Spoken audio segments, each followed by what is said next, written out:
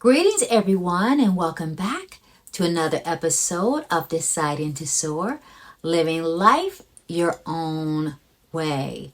And if this is your first time listening to the podcast, welcome. I am so grateful that you are here. My name is SharRon Jamison, and I am a life strategist, a corporate leader, a minister, and a mom. And this podcast is an unedited, unscripted podcast where I share what I'm learning in my own life, as well as what I am learning from working with so many amazing healers and leaders and entrepreneurs, visionaries, and brave souls, people just like you. So I am grateful that you are here spending time and energy with me today. Well, today I want to share with you something that happened to me a few days ago. I know some of you have been with me for a while and know that I have been working myself back from a chronic long-term illness.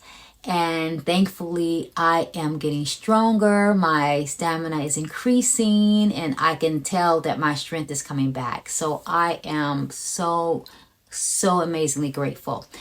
And a couple of days ago, when I was working out and feeling this gratitude, I just felt led to share my experience in a quick video. And I shared in that video how I was really thankful for the opportunity to get stronger. I was really thankful to know that really God has just been with me on this journey. And I shared little snippets of me on the elliptical machine and lifting some weights and doing an exercise machine. And that was really vulnerable for me because if you have ever been sick for a while, you know you don't really feel your best or look your best. And I've been a little self-conscious because I lost a lot of weight. And I didn't mind losing weight, but I didn't like how I lost it and where I lost it. And also I had lost some hair and was a little self-conscious about my appearance. So doing that video took a lot of bravado and confidence. But I knew the message was stronger than my sense of vanity, right? And so I shared what I was going through and shared the snippets. And after I post that video in my comments, I received 3 different types of responses. I had one person told me that the video made her feel as if I was showing off, which was really interesting. And I have to admit her comment stung a little bit because she was very aware of some of the health challenges, the health journey, some of the side effects that I had experienced due to medication. She knew that some of the limitations that I felt had been with me at some of my different types of tests that I had to undergo. And her comment stung a little bit. So she said I was showing off. Then I had another person told me that I was showing up and that they were really inspired by my by what I shared. Then there was a third person who shared that I was showing the way, as if I was being an example for others who might be going through their own wellness journey. And what just stuck out for me is that one post really impacted people 3 different ways. They had 3 different interpretations about what they saw and 3 perceptions of what I was sharing. And it was interesting because one saw arrogance, one saw leadership, and one saw extreme vulnerability about sharing a health and wellness journey. And it really occurred to me by seeing all their different interpretations that one, people see and interpret your life based on their experiences and their history and their culture. So oftentimes how people perceive you has nothing to do with you. And so that was something I had to remember, that I had 3 people who had 3 different filters of what they saw in that video.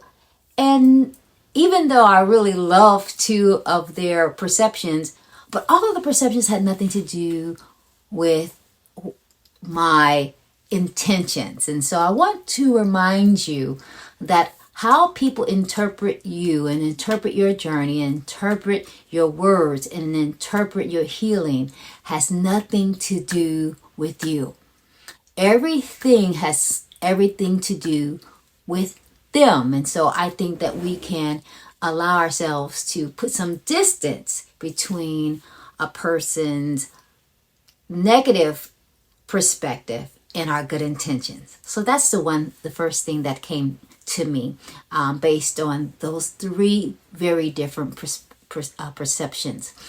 The second thing that came up for me that I know resonates with you is the power of words. Because just a small shift in words, from showing out to showing up to showing the way, reminded me that words matter. Words matter because words, even little shifts of words, carry different emotional weight. They have different meaning.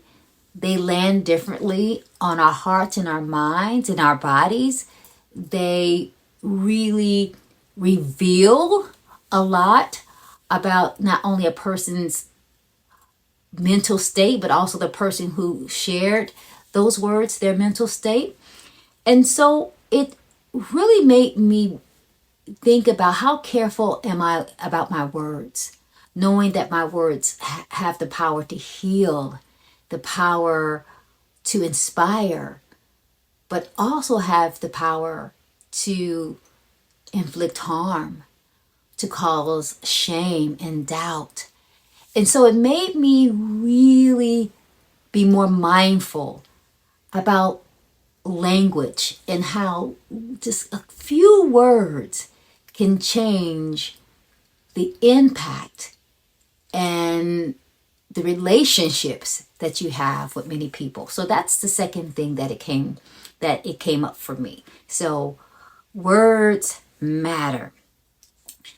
The third point that really came up for me about their reactions reminded me of something that I hear from many of you. Because let's face it, we all are on some type of journey. It might not be a health journey. It might be a career journey. It might be a layoff. You might be dealing with grief.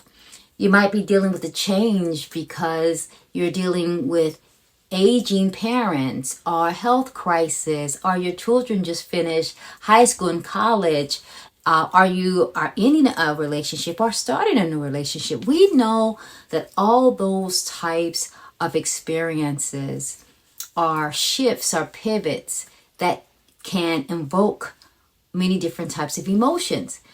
And it reminded me that when we're going through those shifts and those challenges, those pivots, whether they're wanted pivots or unscheduled pivots, whether they're shifts that we want or shifts that we don't want, we have to be reminded that we do our best and we handle those situations the best when we have 4 different types of people in our lives. And it's just not something I know from my experience. It's something that I'm hearing from all of you. And so I want you to think about your life, because I know we all are going through different battles and shifts and pivots. And here is something I want you to think about your life. 1, do you have people in your life who celebrate you? And people who celebrate you are people who inspire you, who cheer you on, people who nourish you, who give you wisdom and advice, people who help you feel joy about your decisions, people who allow you to cheer for yourself and be excited, people who defend your growth and let you know that you have a right to grow and a right to change, people who affirm you through when you're going through difficult situations or difficult seasons. We all need people who celebrate us. Celebrate us as we begin something. Celebrate us as we're going through something. And to celebrate us when we cross the finish line of whatever we're trying to do. We need people saying, you can do it. You got this. You have what it takes. You have what you need. You have the experience. You have the expertise. You are gifted and grounded for this moment. We all need those types of people in our lives. And so I hope you look around and you have people in your life who are celebrating you, whatever you're going through, because we all need people who celebrate us when we're going through shifts and pivots and changes and challenges in our life. The second thing I hope you have in your life is people who champion you. And people who champion you are just not people who clap for you. People who champion for you are the people who help you strategize. They are the people who help you plan and execute your vision and execute a decision. They are the people who help you navigate situations. For example, maybe if you have a sick parent, they might be a person who helps you navigate a healthcare system, just for an example. They might be people who make introductions and introduce you to new communities and new networks. They might be people who speak your name when you're not around to expose you to new opportunities. There might be the people who help you operationalize something and mobilize something and galvanize something. These are people who provide support that's just not visceral, but visible, hands-on, practical, actionable support that helps you execute and implement with efficiency and with ease. And we all need those types of champions in our lives. We need people who can help us carry the load. We need people who can help us share the burden. We need people who can lead the way in a tangible way. And so we all need champions in our life. And I hope you have some champions in your life to help you do whatever you have been called to do at this moment. The third group of people that I hope you have in your life are people who can provide healthy critique. Healthy is the operative word. Because we all need people to offer us feedback, to feed us forward. We all need people who can give us their honest assessment so that we can be corrected where we're wrong, or give us some feedback so we can create something that's needed. We all need advice and wisdom. We all need people who can give us guidance based on their experience, based on their own success. And it's important that the guidance is rooted in experience and not rooted in their insecurity or rooted in their projection. Because the truth is, some people try to give you feedback and it's something to not help you but harm you, because it is really damaging commentary and they try to disguise it as feedback. And so we all need people to give us the benefit of their wisdom, people who have done what we're trying to do, people who have gone where we're trying to go. There's an old saying that we all need a new set of eyes to help us rise, right? So we all need people in our lives who can provide healthy, loving critique and know how to give critique in ways that does not rob us of our dignity or diminish our dignity. We need people who give critique in ways that honor us as adults and know that we have autonomy and agency and sovereignty, and know that we are doing our best as people navigating this amazing journey called life. So we need people who know how to give us honest critique. The fourth group of people that we need in our lives, and I hope that you have in your life, are people who can hold our confidences. And that's important because when we are going through change, our pivots, our shifts, when we are doing something that we have never done before, when we're doing something that feels risky, we need people who that we can share our feelings with. We need people who allow us to take off our mask so we can cry and cuss and fall down and get back up and to fail. We need people that we can share our truth without feeling like they will expose our insecurities or exploit our vulnerabilities. People we can be transparent with. We all need people who we can discuss seasons in our lives when we feel extremely fragile and vulnerable without feeling as if we will be betrayed, without fearing that we will be humiliated.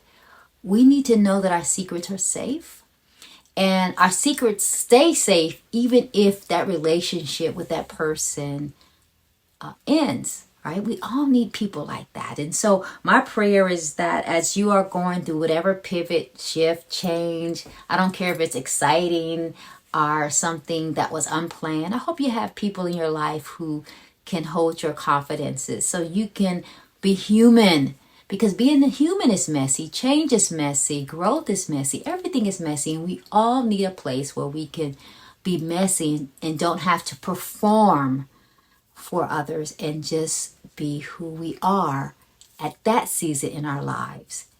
And so I really want you to think about everything that's going on in your life. I want you to remember that whatever you are going through, you have what it takes to endure and to succeed. I want you to remember that whatever a person says is not based on the truth of who you are. It's about how they perceive themselves, and it's based on who they are. I hope you know that words matter, and you will be mindful not to internalize words that are aimed to destroy you and to undermine you and to fill you with doubt and disappointment.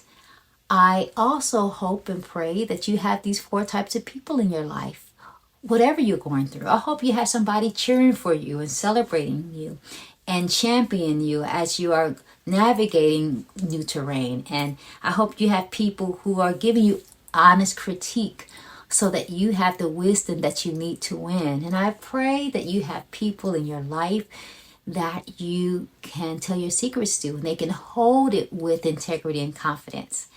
And if you have that, which I know that you do, I know that you will continue to soar and soar in all the ways that your heart needs to soar so that you can be who you have been called to be and do what you have been called to do. And that might be do what you need to do at work, with your family, in your relationship, in your business, in your faith-based settings, in your community, in your political systems, whatever you are called to show up and to serve and to give and to take.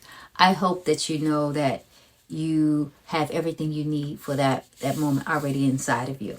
And I want to end with this. I have 3 requests that I would love to make of you. 1, if this podcast resonates with you, please share it, because I know someone might be going through something that they might need to be reminded to be careful of the messages that they receive from people, and to be reminded that they have what it takes, and to be reminded of the people that they need in their life. Share it with them. And again, they might not tell you that they need a message, but you will know. And then also, I would love for you to share the podcast if that's where you are listening today. And if you are not, if you're listening from YouTube, please subscribe. I would love to do more YouTube so I can kind of connect with you face to face, and you can kind of learn more about me, and I can hopefully learn more about you. So I would love for you to subscribe and leave a comment. If you are on email, my email community, please continue to read my emails. And if you feel like there's people that you know who might benefit from being part of our email community, please encourage them to join. The email community is where I share more intimate details of what's going on, not only in my life, but what I'm learning in corporate America, what I'm learning in the community, what I'm learning in my coaching business. I would love to share that with you. And then I always want to invite you to work with me. I would love to work with you one-on-one if that is something that you find will help you as you're navigating all of the transitions and chapters and seasons in your own life, as well as to join the Reclamation Circle, which is a small group of people who are navigating all of these changes. Many of us are over 50, and we start again in June, which I'm really, really excited about. And I want to invite you there. The links to all of the things that I just offered, the Reclamation Circle, as well as to make time with me, as well as joining the mailing list, I will make sure it's in the show notes. So please look there and click and join us. We'll love for you to be part of our community. And I want to leave you with this. As you are navigating your shift and your change and doing whatever you feel called to do in this moment, I want to leave you with this blessing, something that I read for myself as I think about my own life that I want to share with you. And it's a small benediction that I hope resonates with you.